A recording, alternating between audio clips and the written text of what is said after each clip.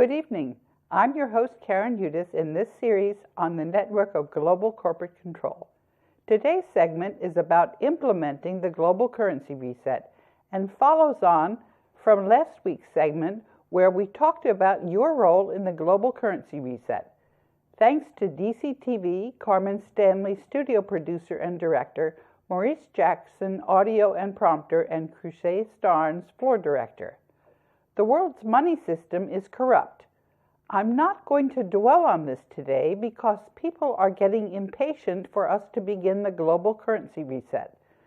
The teleprompter last month on my sting operation documented this corruption, including a bogus audit of U.S. gold, corruption in journalism, corruption in Congress, the courts all being fake in admiralty instead of the courts guaranteed under the U.S. Constitution of 1789, corruption in the legal profession. A critical mass of humanity is aware of the corruption in the money system, and that is why the global currency reset is now reality. People know that the governments are corrupt. The banking cartel's censorship and tricks are backfiring. Instead, I have shown valid liens against the Federal Reserve banks from the $2 quadrillion in Treaty of Versailles bonds held by the global debt facility. The banking cartel did their best to bog us down. Last week, the banking cartel, acting through a Greek named Artemis Soros, whom I had already outed in 2013, tried to steal the assets in the global debt facility. Then, a Twitter account named Spirit Services asked, replying to Karen Udis, "I wonder how long this cleanup will take. Days, months, years, decades, centuries?" And there's a hashtag, which I'm not going to say, but you can see it in the teleprompter. And I answered, it took us a whole ice age for the corruption to take hold this way, so surely the cleanup will take at least decades. And then I gave the link to another attempted theft, this time from Hungary. I've published this on the Internet Archive because the banking cartel removed the document from Amazon Web Services once, and I just had to republish it on Amazon Web Services again. Last week, a lawyer working for the Vatican, Anna von Reitz, claimed that her husband, James Clinton Belcher, was head of state in the United States and that we were not in interregnum after all. A person working with the militia exposed Anna von Reitz as a fraud and then tried to bog me down with a quiz on currencies issued by the banking cartel. If there's time at the end of this segment, we can go into these matters. The point is not to dwell on these distractions. We can always revisit these topics later. I do not claim that I have all the answers or that we have all the information now. We're going to have to do a lot of research. Without knowledge, we are not going to resort to the people's justice, people's pasts, and their responsibility for harming others are not forgotten. The global debt facility has already put commercial liens on some of the people who were trying to prevent the global currency reset. This includes Donald Trump and General Joseph Dunford Jr. I began to bankrupt the acting adjutant general and the acting commanding general for the District of Columbia, Brigadiers General George Dagnon and William Walker, on the 23rd of October. Renwick Payne already defaulted on his commercial lien after he failed in his duty to prevent a natural and civil emergency to defend the District of Columbia by accepting the monetary gold reserves of the United States administered under the bilateral Minesfield Breakthrough Successor Agreement dated August 11, 1950, and he refused to rescind all right of the UN peacekeeping troops on U.S. soil in the District of Columbia and to defend the other states of the United States from similar incursions. I want to remind you what I said last week about how we're proceeding. This was when I talked about putting the cart before the horse. We're going to get people to try and understand what's going on in the global currency reset, to get them to try and do better, and to let them know that their performance is going to be audited at some point in the not-too-distant future by our cleansed, better selves that have actually decentralized. In the meantime, we're focusing on the global currency reset. What is the next step that will sure happen in the good guys plan? We're going to negotiate monetary agreements, and there's also other items on our to-do list. The historic price of gold, advanced administrative costs approved by the Board of Executive Directors on the 22nd of June 2014, my admittance to World Bank and IMF headquarters and country offices, differentiating and disposing of excess speculative foreign currencies, audit of gold in the global debt facility and claims of possible thefts, winding down the network of global corporate control and bankruptcy of the banks operating under various jurisdictions, transitional arrangements, local currencies, bailment laws, and the list of immediate tasks in the global currency reset was contained in my email to the New York and Tokyo embassies in March 2015 and my letters to the Washington embassies of March 25, 2015. By using the power transition model that came to the World Bank in 2004, we know that there's a coalition in place that's stronger than the banking cartel. The press release on the global currency reset agreed to by the Board of Governors of the World Bank and IMF was up on the internet for over a year, and now it's on the Internet Archives. The banking cartel broke the link, but you can also see the link in the teleprompter, which you will have when I've uploaded this on YouTube. The Board of Governors of the World Bank and IMF are in charge of administering the world's wealth. That's because Jose Rizal and Ferdinand Marcos created the World Bank and IMF and then deposited the world's assets in a trust called the Global Debt Facility at the end of World War II, to be administered by the World Bank and IMF Board of Governors. I have been a whistleblower my whole life and deliberately went to the World Bank after writing about how the Group of 77, which is a coalition of 134 developing countries that was founded by Ferdinand Marcos. This Group of 77 was changing reality for the United States. What I wrote in 1976.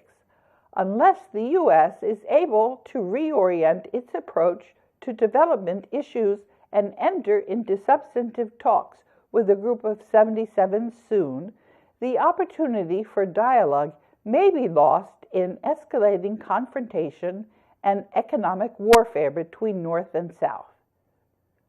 I'm sitting in the center of the world's corrupt money system and acting as a switchboard operator, taking messages from the world's people to the elites, and I'm facilitating a peaceful transition. The world's militaries know that our transition is peaceful, and they're keeping the elites from stealing anything. The corruption in the governments is revealed. Their legitimacy is not there, and their right to govern is not there. The people in the countries are going to start issuing local currencies in villages and towns, their businesses establishing a local barter system. The national currencies are going to be in gold after a temporary transition when the paper currencies issued by the banking cartel are replaced by currencies issued by the national mints. The banking cartel is getting wound down in bankruptcy proceedings in the World Bank. Country debt is getting offset against the $2 quadrillion in bonds issued by the banking cartel. How will this affect you? All of your income taxes were getting sent to the banking cartel. We know this from the Grace Commission under Ronald Reagan. The bookkeeping is going to be challenging, seeing as the accounting and legal professions are bound up in the corruption. Your indicator whether things are getting hidden or proceeding transparently. You have to see what's coming out in the wash on military mind control scalar technology. The people in each country are in charge of setting up a legitimate government, but this will happen when the decentralization has taken place and as currencies are replaced by honest money. All the world's politicians are revealed as corrupt thugs who have betrayed their people. They are now stewards in a peaceful transition, and they have to try and redeem themselves as best they can, if that's all possible. Their betrayal of the people for the banking cartel has been established and is crystal clear. The extent they continue to play act in the colossal cover-up of corruption is going to be held against them going forward, that's for sure. The chance the elites get away with play acting forever?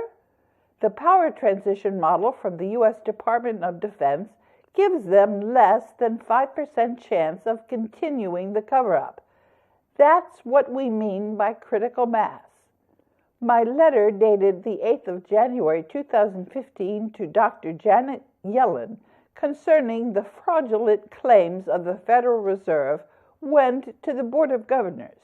In 2015, I filed a notarial protest with the Universal Postal Union. As determined by the Development Committee and subsequently informed to them, the Global Debt Facility has filed financing statements with the 12 Federal Reserve banks in the U.S. Country debt will be offset against the obligations held by the Global Debt Facility.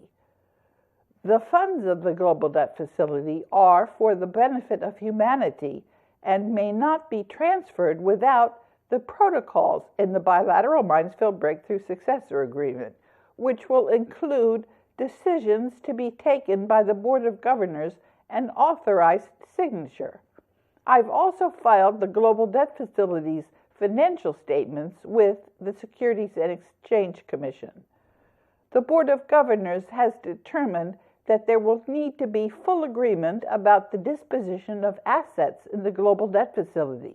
So far, the only agreed disposition is the replacement of fractional reserve fiat currency and remediation of Fukushima, as set out in the letters to the Tokyo embassies. The World Bank and International Monetary Fund Development Committee serve as liaisons to the full Board of Governors. The Development Committee is currently considering the steps to implement the global currency reset I mentioned a couple of minutes ago. The global currency reset is going to affect everyone. The corruption has affected the Secretariat of the World Bank and IMF. The banking cartel has captured the World Bank and IMF secretariats. The president of the World Bank and the managing director of the IMF cannot overrule the Board of Governors of the World Bank and IMF or their boards of executive directors. The boards have full authority to conduct the general operations of the World Bank and IMF. I have screenshots of the article from the National War College on the war presidency, which the banking cartel took down from the internet, and I'm showing you pages 1 and 14 at the end of the teleprompter. And I'll read you from a dialogue that's now on Twitter. There's going to be a gradual awakening as we all grow increasingly comfortable with reality. Lily Grappendal's tweet is no longer there. I recall it said that weather modification and scalar electromagnetic weaponry and chemtrails were all very bad things, and that was something she didn't want to face. Precisely what aspect of the truth do you think is brutal? That was what she was saying. Do you doubt humanity is going to end these atrocities in the global currency reset? Lily Grappendal, the global currency reset gives me hope for an end of much suffering, but I doubt it will stop all evil. And I said, we will do as much as we can, and we will be much better off. I'm now going to mute you because you are not spokeswoman for humanity. As many now know, I'm sitting at the center of the world's financial system and am functioning as a switchboard operator and canary in the coal mine as humanity decentralizes and cleans up the world's money in the global currency reset. The banking cartel is putting up a last effort to try and derail me and the rest of the people who see clearly what they are up to. If you want to see where the battle currently is, it's where the banking cartel thinks we're the most confused. It's about Israel and about pederasts. Those people who are aroused by the beauty and innocence of childhood, and they enjoy inflicting pain on these children. I've edited this definition so it's suitable for television. Well, we're not confused, and we still know that the banking cartel is robbing us with our money system, and we know that divide and conquer is what the banking cartel is going to try to use to slip away when we know who they are, and that is how they work. These divide and conquer thorny problems are going to be dealt with by all of us working together rationally, and they don't need to be dealt with before we keep the bloodline families from robbing us. Some of the people on the internet who like to focus on these areas are trying to distract us and move the conversation from our corrupt money system to these other areas. There are two people on Twitter who like to work in this way and who are trying to trip me up in these topics. The upcoming segment on DCTV will deal with who is behind the banking cartel. Actually, we dealt with that last week, and also with immediate issues in the global currency reset, because there is so little stopping us now. 2 years ago, I described the status of our peaceful transition so you can measure our progress. The main ingredient which was missing and which we have overcome is that we have succeeded in informing a critical mass of people about the corruption in the money system, and they're ready to join us in cleaning things up. Trump is hurting mightily because his treason as an agent of the banking cartel is out there, and he can't deal with it.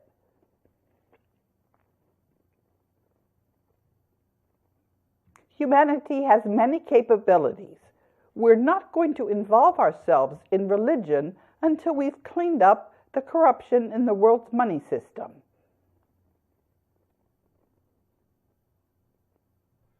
And now we're going to hear some harpsichord music written by Bach.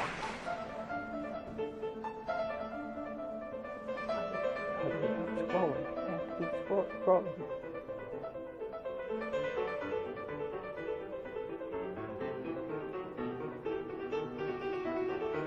Why did they stop? We're going to come into our own. Here's a recording of Bach's Bourrée. And here's Bach's portrait at 60 and the manuscript. And in the teleprompter, there's a link to Bach's biography. You have understood that the Board of Governors has approved the minutes of the global currency reset many times. None of the embassies have dissented from the minutes of the meetings. It's time for me to sign the monetary agreement on behalf of the United States. I've already said that I was going to do this, and this is taken from a tweet on the 3rd of March. And at the top of page 16 in the teleprompter, you can see. There are many things that the banking cartel is trying now. The banking cartel understands that they're no longer invisible, and they're trying to feed you a lot of disinformation to confuse things and prevent the global currency reset. I can tell you what to focus on. Focus on the loyalty of the U.S. military. The loyal U.S. military knows that their brass are traitors and that the people are counting on them to protect the people and to protect the Constitution of 1789. The people can't be protected without the monetary gold reserves of the United States in the global debt facility. Germany and Japan are also counting on their and the United States monetary gold to stay out of World War III. This is how we know that we're safe and we're in the global currency reset. The point about me is that I'm embedded in humanity, and as the Overseer Mandate Trustee, I speak for all of the people of the United States and also for all of the people of the world. The Board of Governors of the World Bank and IMF, which administer the assets in the global debt facility, have already decided to wind down the banking cartel and to clean up Fukushima and to exchange the currencies in the global currency reset. I'm clearing everything that needs to be cleared with people as they clean up the corruption in the financial system, but trying to save decisions that may be controversial until after the banking cartel has been wound down and there has been decentralization. Much of the currencies have been exchanged and the corruption from the banking cartel is less. We're cutting off the funding that's going to the banking cartel through that scam called country debt. The people are going to do the heavy lifting by issuing local currencies and clearing out the corruption in our money system. And then I wrote to an agent of the banking cartel named Bengt Carlson. Sorry, he had asked me a question. Sorry that my language wasn't as clear as it should have been. I only had 4 hours sleep that day and was rushing to finish the teleprompter. What I was trying to say was to put people on notice that I'm authorized to sign the monetary agreements. The governments have been replaced by corporations and they're illegitimate. I'm putting people on notice that I'm accepting their gold reserves for minting into Orem. Before any gold is going to be shipped, there are going to be clear agreements with the mints and clear arrangements to make sure that all of the gold can be accounted for and that it goes directly into the currency that is exchanged. We're going to introduce this exchange when the corruption has lessened. We're going to be cutting the cash flow into the cabal right away. Local currencies in local towns and villages are so important. The corruption in countries has to be rolled back. We're going to have currencies issued by treasuries in an intermediate step.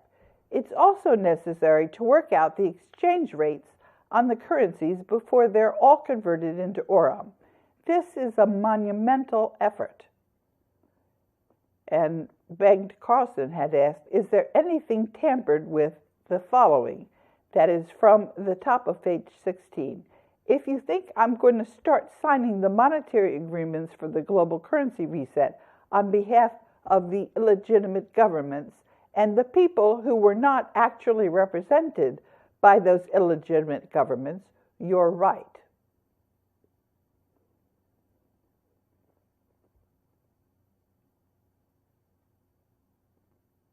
And then there was an email telling me that I had done great work. Can you tell us what happens to our payments to mortgages when the new dollar comes out? The one backed with gold that you mentioned on this video. Thank you. If there was nothing changed, we would be paying back gold-backed money for promissory notes. That, I think, is against international currency instrument law. And my response was, the entire banking sector is going to need to be cleaned up. Existing banks are all one bank and are bankrupt and are getting wound down. The banking services industry is going to need a major overhaul, and this will take generations. Real estate and mortgages are one part of this, and people are going to have to take decisions about whether all mortgages are invalid, which will be putting people who paid off their mortgages in the same position as people who just borrowed the money. There are a lot of decisions that are going to be taken by the people, and many of these decisions are going to vary from one local place to another. The transition from paper money to real gold and local currencies is going to take management, especially because the legal and accounting professions are going to have to be cleaned up from top to bottom.